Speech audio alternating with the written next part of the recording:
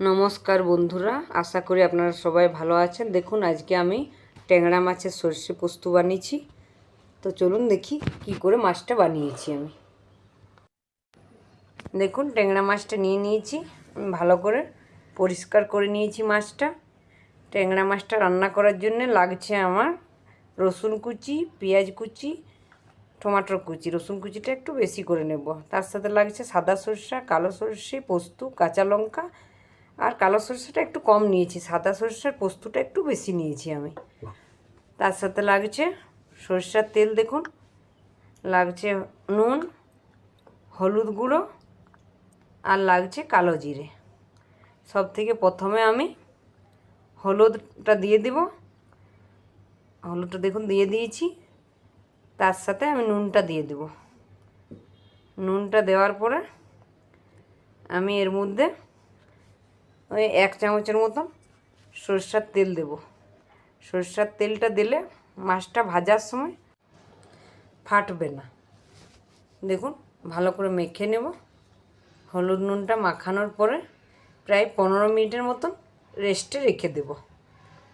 দেখুন আমার হয়ে গেছে মাখানোটা, খুব ভালোভাবে মেখে নিয়েছি। দেখুন সর্ষে পোস্তটা আমি প্রায় 10 মিনিটের মতন ভিজিয়ে রাখবো, তারপরে বাটবো। দেখুন আমি একটা ফ্রাই প্যান চাপিয়ে দিয়েছি। প্যানটা ভালো করে গরম করে নেব। আমি আগের থেকে গ্যাসটা জ্বালিয়ে রেখেছিলাম।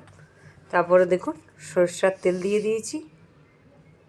আমি সরষের তেলটা সব দিকে ছড়িয়ে নেব, আর তেলটা খুব ভালো করে গরম করে নেব, না তো মাছটা নিচে চিটিয়ে যেতে পারে। দেখুন গরম হয়ে গিয়েছে। দেখুন এরপর আমি মাছগুলো এর মধ্যে দিয়ে দেবো। আঁচটা কিন্তু একদম হাই ফ্লেমে রাখবেন এই সময়। এই মাছটা খুব বেশি ফাটে, তাও তো আমি তেল দিয়ে মেখেছি, না তো আরও বেশি ফাটতো। এটা দেওয়ার পরে আমি কিন্তু ঢাকা দিয়ে দেব। ঢাকা দিয়ে ভেজে নেব। দেখুন কিছুক্ষণ ঢাকা দিয়ে এরকম রেখে দেব। দেখুন এরপরে আমি ঢাকাটা খুলে নেব। আমার একদিকটা মোটামুটি ভাজা হয়ে গিয়েছে। সবগুলা আমি একটু একটু করে উল্টে নেব। দেখুন নিচে একটুকুও লাগে না, ভালো করে গরম করে নিলে নিচে লাগে না। দেখুন এরকম করে সব মাছগুলো উল্টে নিয়েছি বন্ধুরা। তারপরে আমি আবারও ঢাকা দিয়ে ওই পিঠটাও এরকম করে ভেজে নেব।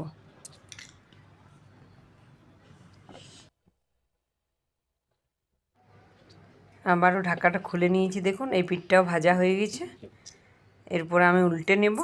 দেখুন একবারে উল্টে নিয়েছি। দু পিঠটাই ভালো করে এরকম করে ভেজে নেব। ভাজাটা আমার হয়ে গেছে। এরপরে আমি তুলে নেব। দেখুন এরপরে আমি তুলে নেওয়ার পরে ফ্রাই প্যানটাতে আবারও একটু সরিষার তেল দিলাম। খুব বেশি তেল দেব না। তেল দেওয়ার পরে আমি এর মধ্যে কালো জিরেটা দিয়ে দিয়েছি। দেখুন কালো জিরেটা দেওয়ার পরে একটু ফুটতে দেব। ফুটতে দেওয়ার পরে আমি রসুন কুচিটা দিয়ে দেবো। ট্যাংরা মাছে কিন্তু রসুন কুচিটা দিলে খুব ভালো হয়, না তো ট্যাংরা মাছের একটা গন্ধ হয়, সেই গন্ধটা রসুনটা দিলে গন্ধটা চলে যায়, বা স্বাদটাও খুব ভালো হয়। দেখুন রসুনটা দিয়ে দিয়েছি। রসুনটা হালকা ভাজা হয়ে গেছে। এরপরে এর মধ্যে আমি পেঁয়াজ কুচিটা দিয়ে দেব।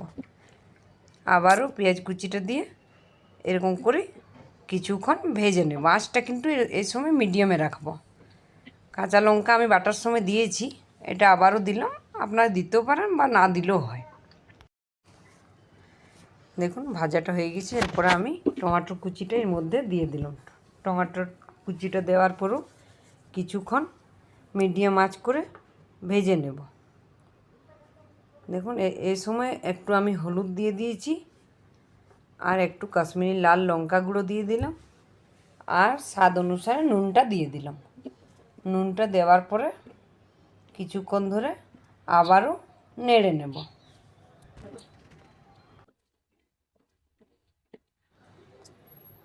দেখুন কিছুক্ষণ ধরে নেড়ে নিলাম।